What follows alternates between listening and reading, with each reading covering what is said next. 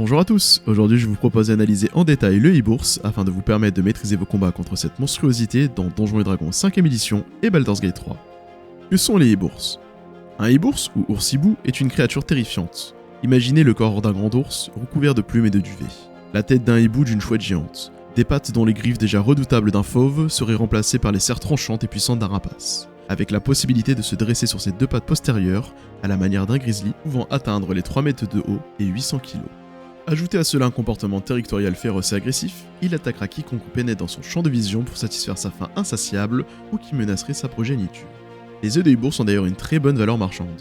Ils sont le plus souvent achetés par des magiciens, car même s'il est absolument impossible de domestiquer un ours hibou, il peut constituer un gardien exceptionnel, surtout si on le place dans un endroit stratégique. Aventurier peu expérimenté, sachez que le hibou sera un prédateur redoutable et que la fuite peut être une sage décision. Parlons de ses statistiques. Dans Donjons & Dragons 5ème édition, la férocité, la puissance et la carrure du hibou est représentée par une valeur de force très élevée, 20, et de constitution, 17, qui se traduira par des facilités à toucher et blesser au corps à corps, ainsi qu'un grand nombre de points de vie. Une moyenne de 59 pour Donjons & Dragons 5ème édition et 73 pour Baldur's Gate 3.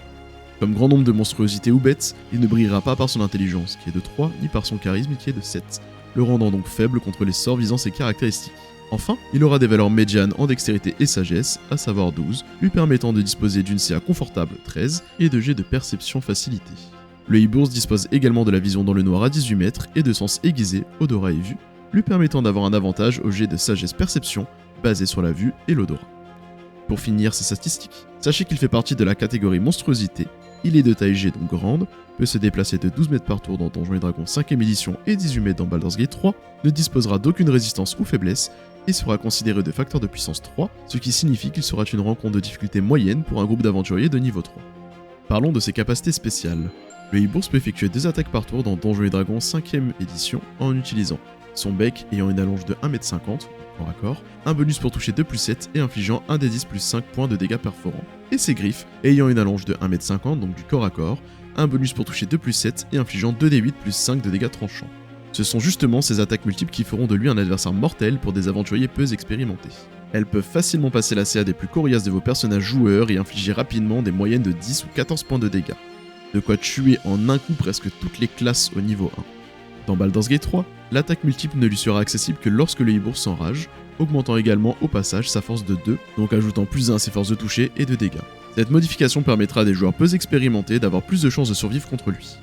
De plus, cette rage étant un état, il est tout à fait possible de lui enlever ou de lui faire perdre.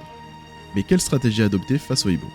Même s'il est imposant, n'ayez pas peur d'envoyer vos combattants au corps à corps avec lui pour permettre à vos lanceurs de sorts ou vos combattants à distance de ne pas subir son courroux. Optimisez vos placements en prenant les hauteurs mais également les flancs ou son dos. Des sorts comme le fouet mental de Tasha ou force fantasmagorique peuvent facilement le toucher et le blesser car ils demanderont un jet de sauvegarde d'intelligence pour l'éviter. De plus, le traditionnel projectile magique reste aussi une valeur sûre pour le blesser directement. Enfin, imposez-lui des états pour limiter ses mouvements ou ses actions à chaque tour.